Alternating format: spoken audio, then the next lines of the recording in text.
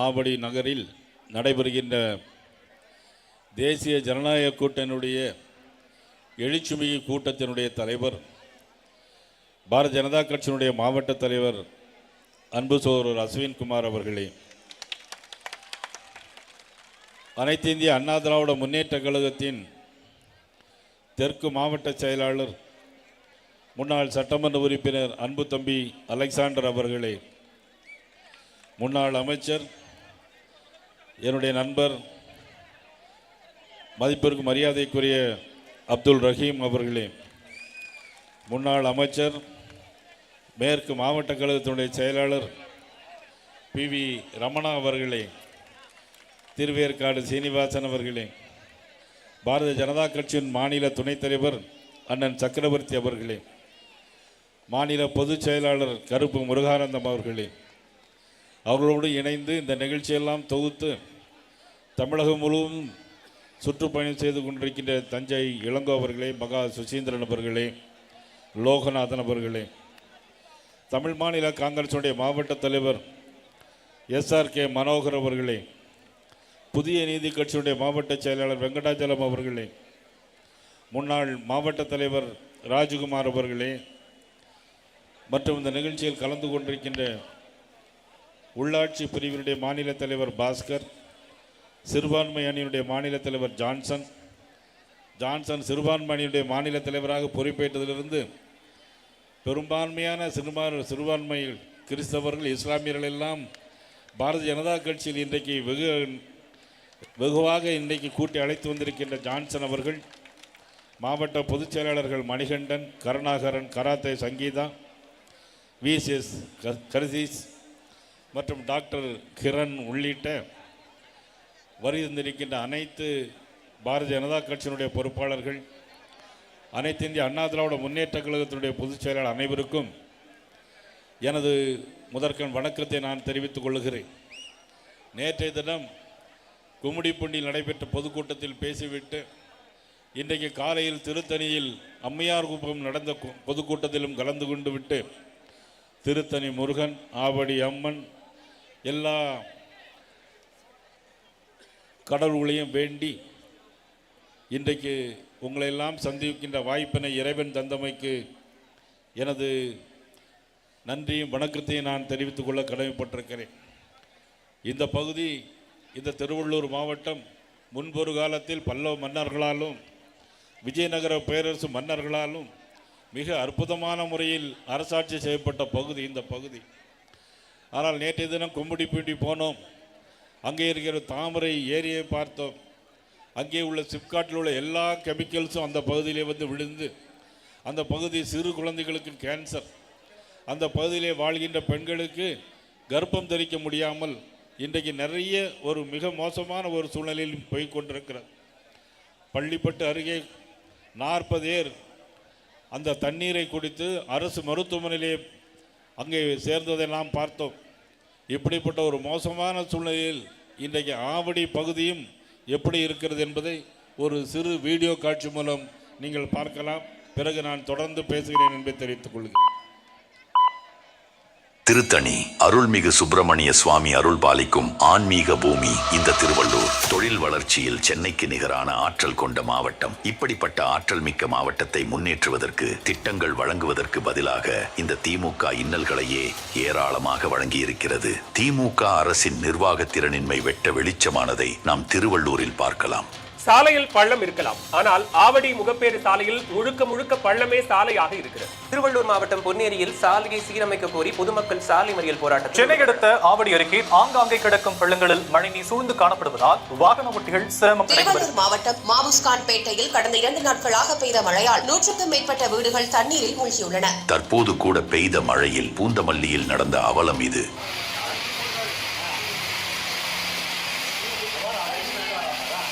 மழை தேங்குவதை தடுக்க ஆயிரக்கணக்கான கோடிகளை வருடா வருடம் ஒதுக்குகிறார்கள். அதெல்லாம் எங்கு செல்கிறது என்றே தெரியவில்லை. அந்த செலவு பண்ணிட்டேன். ஏட்டையா, திருப்பி கொடுத்துருங்க. இருந்தா தரமாட்டேனாயா, உண்மையிலே செலவு பண்ணிட்டேயா. இப்படி அடிப்படை வசதிகளை வழங்குவதில் முற்றிலுமாக கோட்டை விட்டிருக்கிறது இந்த திமுக அரசு. ஏங்க, அப்போ தொகுதி ஒண்ணு நல்லது பண்ண மாட்டீங்களா? யார பார்த்து என்ன கேள்வி கேக்குற? பகுதிக்கு நாங்க எதுக்கு நல்லது பண்ணணும்? அடிப்படை வசதிகள் மட்டுமில்லை, சட்டம் ஒழுங்கும் இங்கு சந்தி சிரிக்கத்தான் செய்கிறது. தமிழகத்தையே உலுக்கிய அரசியல் பிரமுகரின் மரணத்தில் நேரடி தொடர்புடையவர்கள் இந்த மாவட்டத்தில் இருந்து தேர்ந்தெடுக்கப்பட்ட அமைச்சருடன் தொடர்பில் இருந்தது தெரிய வந்து இந்த அரசின் இன்னொரு முகத்தை காட்டியது. ஒரு கொலை குற்றவாளியே அமைச்சருடன் நெருக்கமாக இருந்தால் சாமானிய மக்களால் எப்படி நிம்மதியாக வாழ முடியும்? திருப்பனையில் உறவினர் பெண்ணை கஞ்சா போதையில் கிண்டல் செய்த இளைஞர்களை தட்டி கேட்ட மகேஷை போதை இளைஞர்கள் அறிவாளால் வெட்டிவிட்டு தப்பியோடியது தொடர்பாக திமுக ஆட்சிக்கு வந்தா சட்டம் ஒழுங்கு என்னுடைய நேரடி கண்காணிப்பில் இருக்கும். பெண்களுக்கு எதிரான குற்றங்கள் இரும்பு கரம் கொண்டு தடுக்கப்படும். தமிழ்நாட்டோட விடியலுக்கு என்னோடு துணை நில்லுங்க. இந்த திமுக ஆட்சியிலே திருவள்ளூரின் அரசு பள்ளிகள் எந்த நிலையில் இருக்கிறது என்பதை நீங்களே பாருங்கள். திருவள்ளூர் மாவட்ட அண்ணாமலைச்சேரி அரசினர் உயர்நிலைப் பள்ளியில் போதிய ஆசிரியர்கள் இல்லாததால் 100க்கும் மேற்பட்ட பெற்றோர்கள் மற்றும் பள்ளி குழந்தைகள் சாலை மறியலில். திருவள்ளூர் மாவட்டம் கனகமாச்சத்திரத்தில் அரசு பள்ளி வகுப்பறைக்குள் மழைநீர் தேங்கியிருப்பதால் திருவள்ளூர் மாவட்டம் சோழவரத்தில் இயங்கி வரும் அரசு ஆரம்ப பள்ளிக்குள் சுற்றுச்சுவர் இல்லாமல் புதர்கள் மண்டி கிடப்பதால் திடீரென 5 அடி நீள சாரை பாம்பு புகுந்தது. இது ஆத்தங்காரையும் ஸ்கூல் ஒண்ணா இருக்கு. இதுக்கு என்ன பொறுப்பு? அரசாங்கம் தானே பொறுப்பா இருக்கணும். அரசு பள்ளி என்பது வறுமையின் அடையாளம் அல்ல, அது பெருமையின் அடையாளம். இவன் வேற என்னை ரொம்ப டார்ச்சர் பண்றான்டா. இதையெல்லாம் சரி செய்ய வேண்டிய இந்த பகுதியில் இருந்து தேர்ந்தெடுக்கப்பட்ட அமைச்சர் என்ன செய்து கொண்டிருக்கிறார்? தனது கட்சிக்காரர்களை கல்லால் அடிப்பதும் கையால் அடிப்பதும் தான் இவருக்கு முதல் பணி.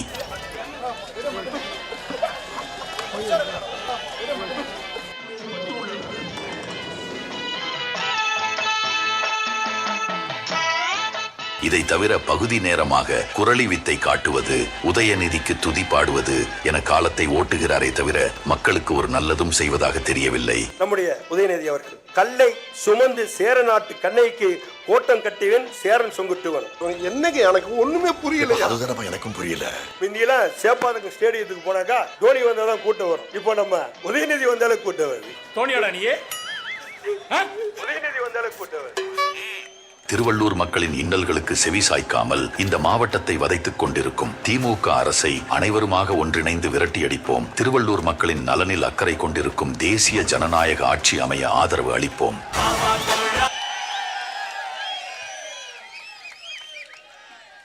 இந்த வீடியோ பார்த்துட்டீங்களா? இதுதான் இப்போ உள்ள இந்த 4.5 ஆண்டு அரசு, திமுக அரசு.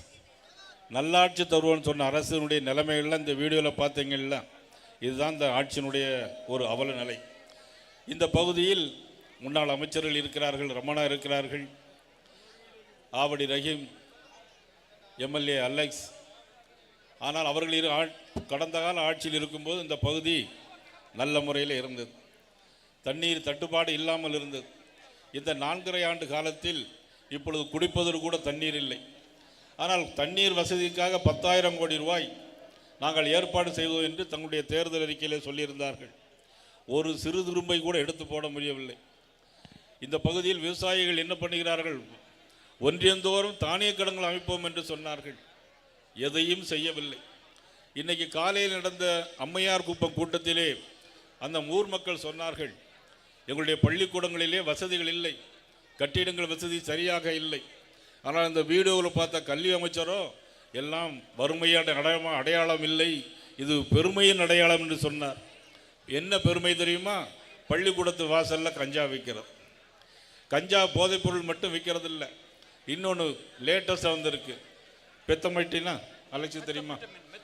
மெத்தபெட்டமைன் அலட்சிக்கும் தெரியாது, போட்டால் தானே தெரியும். மெத்தபெட்டமைன், இப்படி எல்லாமே நாகரிகமான முறையில் தான் இந்த போதைப் பொருட்கள்லாம் வந்துட்டு இருக்கு. ஆனால் அம்மையார் குப்பத்தில் பேசுனாங்க. அம்மையார் குப்பத்தில் பேசும்போது இங்கேருந்து நாகராஜன் ஒருத்தர் 1.5 மணி நேரம் ட்ராவல் பண்ணி என்கிட்ட அந்த கூட்டத்தில் பேசினார்.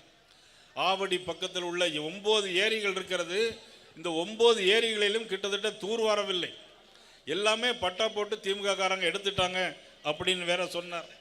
பக்கத்தில் இருக்கிற காக்கலூர் ஏரி தான், பக்கத்தில் இருக்கிற காக்கலூர் ஏரியை கூட அவர்கள் சரியாக பராமரிப்பு இல்லை. குடிநீர் தண்ணி குடிப்பதற்கு தண்ணீர் இல்லை. மழை வெள்ளத்தால் 4,000 கோடி ரூபாய் செலவழித்தோம் என்று சொன்னார்கள். ஆனால் இந்த பகுதியில் குண்டும் குழியுமாக இருக்கிறது. அவ்வளவு மோசமான சூழ்நிலை. ஆரம்ப சுகாதார மருத்துவர்கள் இல்லை, ஆனால் அங்கு பாம்பு கடிக்கு மருந்துகள் இல்லை. ஆனால் கடந்த ஆட்சியில், அண்ணா திராவிட முன்னேற்ற கழக ஆட்சியில் அண்ணன் எடப்பாடி அவர்கள் முதலமைச்சராக இருந்த நேரத்தில் 11 மருத்துவக் கல்லூரிகளை இந்த தமிழ்நாட்டிற்கு பெற்று தந்தார். 11 மருத்துவக் கல்லூரிகளை பெற்று தந்தவர் அண்ணன் எடப்பாடி அவர்கள். அதை கொடுத்தவர் பாரத பிரதமர் நரேந்திர மோடி அவர். இந்த 4.5 ஆண்டு கால ஆட்சியில் எங்கேயாவது ஒரு இடத்தில் ஒரு மருத்துவக் கல்லூரி நீங்கள் திறந்திருக்கிறீர்களா? இல்லை இல்லை. அரசு மருத்துவக் கல்லூரியில் ஏதாவது இன்னைக்கு இடங்கள் நிரப்பப்பட்டிருக்கிறதா?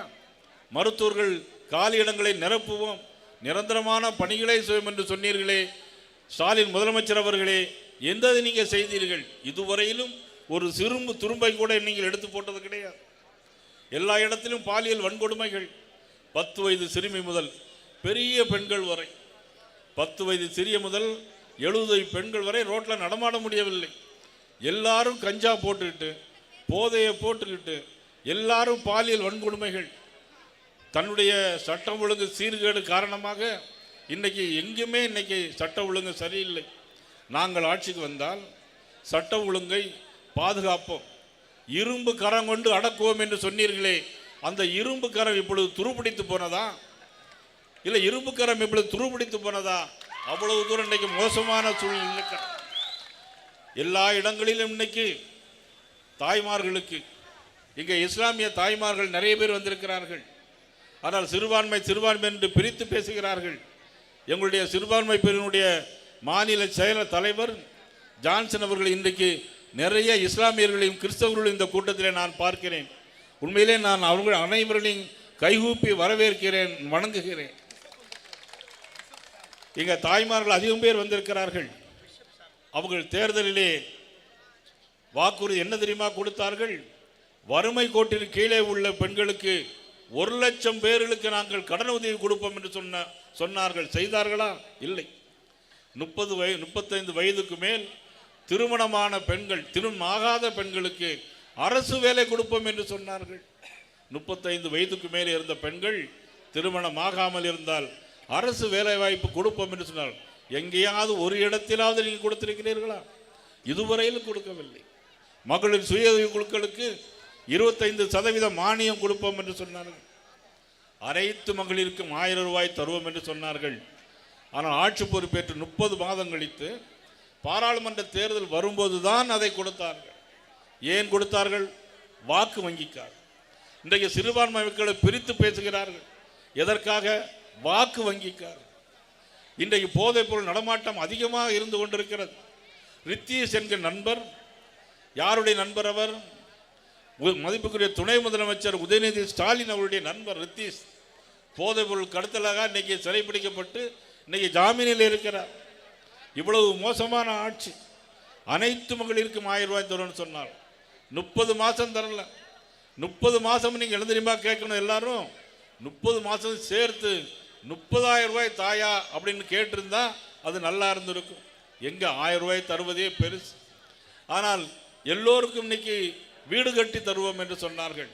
வீடு இன்னைக்கு இந்த மாவட்டத்தில் மட்டும் 50,000 வீடுகளை கட்டி கொடுத்தது பாரத பிரதமர் நரேந்திர மோடி அவர்கள். ஆயுஷ்மான் பாரத் திட்டம் இந்த மாவட்டத்தில் மட்டும் 1.5 லட்சம் பேருக்கு விவசாயிகளுக்கு கடன், விவசாயிகளுக்கு 6,000 ரூபாய் வீதம் 160 கோடி ரூபாய் கொடுத்தது பாரத பிரதமர் நரேந்திர மோடி அவர்கள். பாரதிய ஜனதா கட்சி என்பதை யாரும் மறந்துவிட முடியாது. இந்த என்ன செய்தோம் என்று கேட்கிறார். பாரதிய ஜனதா கட்சி, நரேந்திர மோடி அவர்கள் தமிழ்நாட்டிற்கு என்ன செய்தார்கள் என்று கேட்டார்கள். 14 லட்சம் கோடி ரூபாய் இந்த தமிழகத்திற்கு மட்டும் தந்திருக்கிறார்கள். 14 லட்சம் கோடி ரூபாய் தந்திருக்கிறார்கள். சென்னையிலிருந்து பெங்களூர் போவதற்கு 2,938 கோடி ரூபாய்க்கு சாலைகள். இங்கே போகிறோமே, இங்கேருந்து ரோடு போகிறோமே, பெங்களூருக்கெல்லாம் முந்தி போனால் 12 மணி நேரம் ஆகும். இன்றைக்கி பெங்களூருக்கு போகிறதுக்கு 4 மணி நேரத்தில் போயிடலாம் சென்னையிலிருந்து. அது யார் போட்ட ரோடு? பாரத நரேந்திர மோடி போட்ட ரோடு. தேசிய ஜனநாயக கூட்டணி கட்சி ஆட்சி போட்டு போ ரோடு. 2,931 கோடி ரூபாய். திருப்பதி டு திருத்தணி சென்னை 571 கோடி ரூபாய்க்கு சாலைகள் போடப்பட்டிருக்கிறது. யாருடைய பணம்? மத்திய அரசுடைய பணம், பாரத நரேந்திர மோடி அவருடைய பணம். இந்த மாவட்டத்தில் மட்டும் 125 கோடி ரூபாய்க்கு ரயில் திட்டங்கள், ரயில்வே மேம்பாடுக்காக 125 கோடி ரூபாய் கொடுத்திருக்கு. இன்றைக்கு சென்னையிலிருந்து மட்டும் கோயம்புத்தூர், சென்னையிலிருந்து திருநெல்வேலி, சென்னையிலிருந்து கன்னியாகுமரிக்கு மட்டும் 10 வந்தே பாரத் ரயில்கள் இன்றைக்கு விடப்பட்டிருக்கிறது. யாருடைய ஆட்சியில்? பாரத பிரதமர் நரேந்திர மோடி அவருடைய ஆட்சியில். இதில் முதலமைச்சருக்கு ஏதேனும் சிறிதேனும் பங்கு உண்டா? ஒரு கடுகை கூட துரும்பை கூட தூக்கி போட்டிருக்க மாட்டார்கள். ஆனால் மெட்ரோ ரயில் திட்டம் வஞ்சித்தது அப்படின்னு சொல்றார். ஆனால் ஒரு மெட்ரோ ரயில் போட வேண்டும் என்று சொன்னால் அதற்கான டிபிஆர் ரிப்போர்ட்டை கொடுக்க வேண்டும், டீடைல்டு ப்ராஜெக்ட் ரிப்போர்ட் கொடுக்க வேண்டும். தவறான ரிப்போர்ட்டை கொடுக்க முடியாமல் இந்த மெட்ரோ ரயில் திட்டத்தை மத்திய அரசு வஞ்சித்தது என்று சொல்கிறார். நிச்சயமாக 2026 ஆட்சி மாற்றம் வரும். மதுரைக்கும் மெட்ரோ ரயில் திட்டம் வரும். ஆக கோயம்புத்தூருக்கும் மெட்ரோ ரயில் திட்டம் பாரத பிரதமர் நரேந்திர மோடி அவர்கள் தந்துவார்கள் என்று தெரிவித்துக் கொள்கிறேன். இன்னைக்கு அனைத்து இந்திய அண்ணா திராவிட முன்னேற்ற கழகம், பாரதிய ஜனதா கட்சி, தமிழ் மாநில காங்கிரஸ், புதிய நீதி கட்சி, இன்னும் சில கட்சிகள் வர இருக்கிற எல்லோரும் கேட்கிறார்கள், கூட்டணி என்னாச்சு. நிச்சயமாக நான் அவர்களுக்கு பதில் சொல்வேன். எங்களுடைய கூட்டணி அண்ணன் எடப்பாடி அவருடைய தலைமையிலே தேசிய ஜனநாயக கூட்டணி ஆட்சி அமைக்கும் என்பதை நான் தெரிவித்துக் கொள்கிறேன். இந்த கூட்டணி ஒன்றும் சாதாரண கூட்டணி அல்ல. இது மக்களால் தேர்ந்தெடுக்கப்பட்ட கூட்டணி. பிரதமர் நரேந்திர மோடி அவர்களும் அண்ணன் எடப்பாடியார் அவர்களும் சேர்ந்து உருவாக்கப்பட்ட கூட்டணி. நிச்சயமாக நல்லாட்சி தருவதற்கு, நாடு போற்று நல்லாட்சி தருவதற்கு அடிப்படையான கூட்டணி இந்த கூட்டணி தான். புரட்சித்தில் எம்ஜிஆர் உருவாக்கிய அற்புதமான இயக்கம் அனைத்து இந்திய அண்ணா திராவிட முன்னேற்ற கழகம். அதே போல பாரதிய ஜனதா கட்சி மாண்புமிகு பிரதமர் நரேந்திர மோடியுடைய தலைமையில் இயங்குகின்ற மாபெரும் கட்சி. இந்த 2 கட்சிகளுடைய தலைமையிலே தான் தமிழ்நாடு மக்களுக்கு நல்ல விஷயங்களை வந்து சேரும் என்பதை தெரிவித்துக் கொள்கிறேன். கள்ளக்குறிச்சியிலே கள்ளச்சாராயம் செத்தது 65 பேர். யாருடைய ஆட்சியில்? மதிப்புக்குரிய முதலமைச்சர் ஸ்டாலின் அவருடைய ஆட்சி. எவ்வளவு தெரியுமா கொடுத்தார்? 10 லட்சம் ரூபா.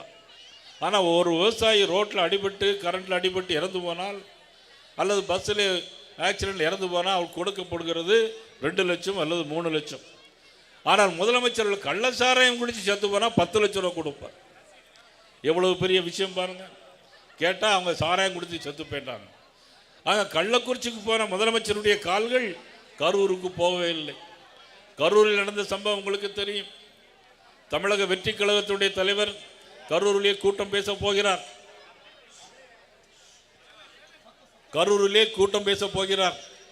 ஆனால் அந்த கூட்டத்திலே அவர் 12 மணிக்கு வருகிறார் என்று சொல்லி 7 மணிக்கு வந்தார்.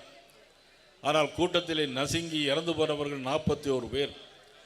முதலமைச்சர் அவர்கள் இரவோடு இரவாக கரூருக்கு போகிறார். யாரை காப்பாற்றுவதற்கு? முன்னாள் அமைச்சர் செந்தில் பாலாஜி அவர்களை காப்பாற்றுவதற்காக. நான் அதை ஏன் என்று சொன்னால், அவர்கள் அந்த 41 சாவுக்கு காரணம் அந்த திமுகவினர். யாராலும் மறுக்க முடியாது. சிபிசிஐடி விசாரணை நாங்கள் போட்டோம் என்று சொன்னார் முதலமைச்சர் அவர்கள். ஆனால் சிபிஐ விசாரணைக்கு இன்னைக்கு உச்சநீதிமன்றம் உத்தரவிட்டிருக்கிறது. எதை எடுத்தாலும் உச்சநீதிமன்றம் போகிற ஒரு போக்கை நமது முதலமைச்சர் கடைபிடித்திருக்கிறார். ஆக வாக்காளர் சேர்ப்பதும் இதற்காக மத்திய அரசு அல்ல, தேர்தல் ஆணையம் அதற்கான உத்தரவை பிறப்பித்து வாக்காளர் சேர்ப்பு பட்டியலை இன்றைக்கு சரிபார்த்து கொண்டிருக்கிறார். தமிழ்நாட்டில் மட்டும் மொத்தம் 75 லட்சம் பேர் இன்றைக்கு இறந்து போனவர்கள், இடமாறி போனவர்கள் இன்றைக்கு நீக்கப்பட்டிருக்கிறார்கள். அந்த 75 லட்சம் பேர் ஓட்டு போட்டு தான் திமுக ஆட்சிக்கு வந்திருக்கிறது. யாரும் மறந்துவிட முடியாது. ஒவ்வொரு சட்டமன்றத்திலும் சரி, என்னுடைய திருநெல்வேலி சட்டமன்றத்திலே மட்டும் 25,000 பேர் இறந்து போயிருக்கிறார்கள். எத்தனை ஆண்டு காலமாக? 2002 அந்த வாக்காளர் பட்டியலே இல்லை. 20 ஆண்டுகளாக உயிரோடு இருந்து எல்லா வாக்குகளையும் திமுகவுக்கு போட்டிருக்கிறார். கொளத்தூர் தொகுதியில் மட்டும் 15,000 பேர், கொளத்தூர் தொகுதியில் மட்டும் 15,000 பேர் இறந்து போனவர்கள் பட்டியலில் இருக்கிறார்கள். ஆக இனிமேல் கொளத்தூர் தொகுதியிலே முதலமைச்சர் ஜெயிப்பது மிக மிக கஷ்டம், ஜெயிக்கவே முடியாது. கொளத்தூர் தொகுதி என்ன? கும்மிடிப்பூண்டியிலிருந்து குளச்சல் வரை தொகுதி வரையிலும், இங்கிருக்க திருவள்ளூர் மாவட்டத்தில் இருந்து கன்னியாகுமரி மாவட்டம் குளச்சல் வரையிலும் திராவிட முன்னேற்ற கழகம் ஒரு இடத்தில் கூட ஜெயிக்காது. இன்றைக்கு அவருடைய கூட்டணியிலே இன்னைக்கு பிளவு ஏற்பட்டிருக்கிறது. அவருடைய பிரவீன் சக்கரவர்த்தி விஜய் அவர்களை பார்த்து பேசியிருக்கிறார். ஒருவேளை காங்கிரஸ் கட்சி தமிழக வெற்றி கழகத்தோடு போறதுக்கான வாய்ப்புகள் இருக்கிறது. விடுதலை சிறுத்தைகள் கட்சி அவளோடு போகிறதுக்கான வாய்ப்புகள் இருக்கிறது. ஆனால் என்ன ஆகும் திமுகவுடைய நிலைமை நினைத்து பாருங்கள். இன்னைக்கு திமுகவிற்கு சொன்ன மாதிரி பட்டை நாமந்தான் காட்டுறார் வைத்தால். அந்த அளவுக்கு இன்னைக்கு ஒரு மக்கள் விரோத அரசு. அதில் நிறைய எல்லா தொகுதிகளிலும் எல்லா திமுக வீடுகளிலும் இன்னைக்கு பணம் போய் சேர்ந்திருக்கிறது. ஓட்டுக்கு பணம் கொடுப்பதற்காக பணத்தை அங்கே வைத்திருக்கிறார்கள். ஆக ஓட்டுக்கு 1000-2000 ரூபாய் கொடுத்து எப்படியாவது வெற்றி பெற்று விடலாம் என்று அந்த கங்கணம் கொட்டி கொண்டிருக்கிறார்கள். இந்த தடவை நீங்கள் ஓட்டுக்கு 10,000 ரூபாய் கொடுத்தா கூட மக்கள் அதை வாங்கி கொண்டு தேசிய ஜனநாயக கூட்டணிக்கு வாக்களிக்க தயாராகிவிட்டார்கள் என்பதை எடுத்து காட்டுகின்ற கூட்டம்தான் இன்றைக்கு இதிலே கூடியிருக்கிற கூட்டம் என்பதை நான் இந்த நேரத்தில் பதிவு சொல்ல கடமைப்பட்டேன். பாலியல் வன்கொடுமைகள், கற்பழிப்பு சம்பவங்கள், லாக்அப் மரணங்கள் நிறைய சாத்தாங்குளத்தில் நடந்த லாக்அப் மரணத்திற்கு வீதி வீதியாக சென்று திமுகவினர் போராடினார்கள். இவருடைய ஆட்சியிலே 32 லாக்அப் டெத் மரணங்கள் நடைபெற்றிருக்கிறது. 32 லாக்அப் டெத் மரணங்கள் நடந்திருக்கிறது. ஆனால் முதலமைச்சர் அந்த வீட்டுக்கு ஃபோன் பண்ணி சாரி தெரியாமல் நடந்துச்சு அப்படிங்கிறார். எங்கும் கொலைகள், கொள்ளைகள், சட்ட ஒழுங்கு சீர்கேடு, இது அத்தனையும் முடிவு பெற்ற ஒரு நாள் வருகின்ற ஏப்ரல் 10ஆம் தேதி என்று நினைக்கிறேன். 10ஆம் தேதி அல்லது ஏப்ரல் 26 ஏப்ரல் மாதம் நடைபெறுகிற தேர்தலில் நிச்சயமாக தேசிய ஜனநாயக கூட்டணி அமோக வெற்றி பெற்று ஆட்சி பிடிக்கும் என்பதில் எந்த விதமான சந்தேகம் இல்லை. அண்ணன் எடப்பாடியார் அவர்கள் 4 ஆண்டு காலம் முதலமைச்சராக இருந்தார். அற்புதமான ஆட்சி தந்தார். பாரதிய ஜனதா கட்சியுடைய பின்புலத்தில் இருந்தது. அவர் கேட்ட தொகையெல்லாம் மத்திய அரசு கொடுத்து கொண்டே இருந்தார்கள். என்ன காரணம்? புரட்சித்தில் எம்ஜிஆர் சொன்னது மாதிரி உரிமைக்கு குரல் கொடுப்போம், உறவுக்கு கை கொடுப்போம் என்ற முறையில் அண்ணன் எடப்பாடி அவர்கள் ஆட்சி செய்தார்கள். அதனுடைய அடிப்படையிலே தான் நிறைய திட்டங்கள் வந்தது. அவருடைய ஆட்சி காலத்திலே தான் நிறைய சாலைகள் போடப்பட்டது. ஒரு அரசாங்கம் மக்களுக்கு நன்மை செய்ய வேண்டும் என்று நினைத்தால் மத்திய அரசோடு இணைந்து பணியாற்றினால்தான் முடியும் என்பதை உணர்ந்த அண்ணன் எடப்பாடியார் அவர்கள் இன்றைக்கு பாரதிய ஜனதா கட்சியோடு மீண்டும் கூட்டணி வச்சு அந்த கூட்டணிக்கு இன்றைக்கி தலைமை தாங்கி கொண்டிருக்கிறார். மக்களுக்கு நன்மை செய்ய வேண்டும் சொன்னால் ஒரு டபுள் இன்ஜின் சர்க்காராக இருக்க வேண்டும். மத்திய அரசும் உதவ வேண்டும், மாநில அரசும் அதை ஒழுங்கான முறையில் பராமரிக்க வேண்டும். ஆக அதற்கான கூட்டணி தான் இந்த தேசிய ஜனநாயக கூட்டணி என்பதை இந்த நேரத்தில் தெரிவித்துக் கொண்டு வர இருக்கின்ற தேர்தலில் ஒவ்வொருவரும் நீங்கள் தேசிய ஜனநாயக கூட்டணிக்கு உங்களது ஆதரவுகளை தர வேண்டும் என்று இந்த நேரத்தில் உங்களை எல்லாம் அன்போடு கேட்டுக்கொண்டு இந்த கூட்டத்தினை சிறப்பான முறை ஏற்பாடு செய்த மாவட்ட தலைவர் அஸ்வின் அவர்களுக்கும் அவர்களோடு தோளோடு பணியாற்றிய அனைத்து பிரிவினுடைய மாவட்ட தலைவர் அனைவருக்கும் என் மனமார்ந்த நெஞ்சார்ந்த நன்றியை தெரிவித்துக் கொண்டு ஒன்றுபடுவோம், வெல்வோம், தேசிய ஜனநாயக ஆட்சி அமைப்போம், மக்களுக்கு நல்லாட்சி தருவோம் என்பது நேரத்தில் தெரிந்து கொண்டு வந்திருக்கின்ற இஸ்லாமிய மாமிமார்கள் அனைவருக்கும் எனது மனமார்ந்த நன்றியை வாழ்த்துக்களையும் தெரிவித்துக் கொண்டு இன்றைக்கு மாற்றுக் கட்சியிலிருந்து 75 பேர்கள் இன்றைக்கு பாரதிய ஜனதா கட்சியில் இணைகிறார்கள். அவர்களுக்கும் எனது மனமார்ந்த வாழ்த்துக்களை பாராட்டுகளையும் பாரதிய ஜனதா கட்சியினுடைய பொறுப்பாளர்கள், நமது அனைத்து இந்திய அண்ணா திராவிட முன்னேற்ற கழகத்தினுடைய அனைத்து பொறுப்பாளர்கள், ஒன்றிய கழகத்தினுடைய செயலாளர் அனைவருக்கும் மனமார்ந்த நன்றியை தெரிவித்து விடைபெறுகிறேன். நன்றி, வணக்கம். தொடர்ந்து நன்றி உரை ஓபிசி அணியினுடைய மாநில துணைத் தலைவர். இன்னொரு தமிழ்நாட்டில் என்ன நடக்குது இன்னொரு வீடியோ மட்டும் பார்க்கலாம், ஒரு நிமிஷம். திருவள்ளூர் மக்களின் உள்ள குமுறல். இந்த இடத்துல பார்த்தீங்கன்னா பூந்தமல்லியில் இது மார்க்கெட் ஓடுது. இந்த சந்தில் பார்த்தீங்கன்னா எல்லாமே குப்பைங்க டெய்லியும் போட்டுவாங்க. மாட்டு டைமில் பார்த்தீங்கன்னா ரொம்ப கலேஜாக இருக்கும், நாத்தடிக்கும், ரொம்ப அசுத்தமாக இருக்கும். அறிவு இல்லாமல் போட்டுறாங்க. இந்த சரௌண்டிங் ஃபுல்லாக அப்படியே தான் இருக்கும். தண்ணி அந்த நேரமாக தண்ணி தேங்குது ரோட்டில். துணி துவைச்சா தண்ணி வருது, செப்டி டேங்க் ரொம்பனா தண்ணி வருது, ட்ரைனேஜ் வசதி கிடையாதுங்க. இந்த ரோடு ரொம்ப மோசம். தண்ணி வந்ததுன்னா மழை பெஞ்சதுன்னா ஃபுல்லாக தண்ணி தேங்கி நிற்குது. ட்ரைனேஜ் வாட்டரும் இந்த வாட்டரும் மிக்ஸ் ஆகி ரொம்ப ஒஸ்ட்டாக இருக்குது. விளம்பர மாடல்னு சொல்லிக்கிட்டு விளம்பரம் தான் இருக்குது. காண்டி நிர்வாக சீர்கேடு நிறைய இருக்குது. பெண்களுக்கு 1000 ரூபா கொடுத்தோம்னா எல்லாருக்கும் போய் சேரல இல்லையா? அது 1000 ரூபா சின்ன பண்ணுவாங்க ஒரு ஃபேமிலியில். 1000 ரூபா கொடுக்குறேன் 1000 ரூபா கொடுக்குறேன்னு தான் சொல்கிறாங்க. அந்த 1000 ரூபாய்க்கு ஏற்ற மாதிரி விலைவாசியை குறைச்சாங்கன்னா சரி 1000 ரூபா வச்சு அதை யூஸ் பண்ணலாம். 1000 ரூபாய் வச்சு என்ன பண்ணணும்? எதுவுமே வாங்க முடியாதா? என்ன வாங்குவோம் 1000 ரூபாய்க்கு? அதுவே எல்லாத்துக்கும் வந்து சேரலையா? ரேஷன் பொருள் ஒழுங்கா வந்து சேர்த்தப்ப அதுவே வர மாட்டேங்குது. இலவச பஸ்ஸை விட்டாங்க, ஷேர் ஆட்டோக்காரெல்லாம் அடி போடுறான். பேருக்கு தான் திராவிட மாடல். அரசாங்கம் ஒன்றும் இல்லை, கொள்ளை அடிக்கிறாங்க, எல்லாத்துலேயும் கமிஷன். புள்ளி ஆட்சி ஆடுறீங்க, அது தகுந்த ஒழுங்கா மக்களுக்கு பண்ணணும். 4 வருஷம் டிஎம்கே ஆட்சியில் வந்து எதுவுமே பண்ணவும் இல்லை, மக்களை சந்திக்கவும் இல்லை. எங்க 5 லட்சம் கோடி தாங்க கடன் வாங்கி வச்சுருக்காரு. வேற என்ன பண்ணிருக்காரு இங்க? திமுக ஆட்சி கொஞ்சம் கூட சரியில்லையே. பெண்களுக்கு என்ன பாதுகாப்பு இருக்கு? பாதுகாப்பு எங்க இருக்குது? சின்ன சின்ன குழந்தைங்களா பலியாயின் வருது, வயசு பொண்ணு பலியாயின் வருது.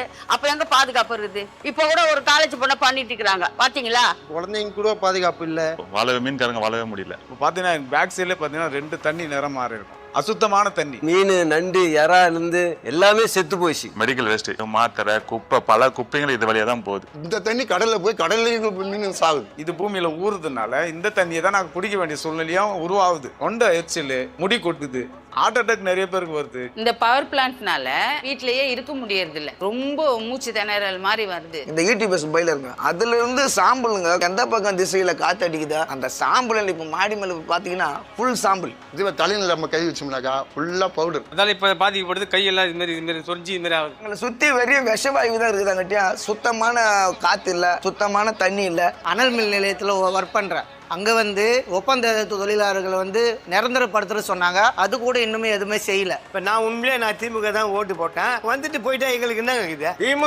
திமுக ஆட்சின்னு என்ன இதுவரையும் சாதிச்சு ஒண்ணுமே கிடையாது.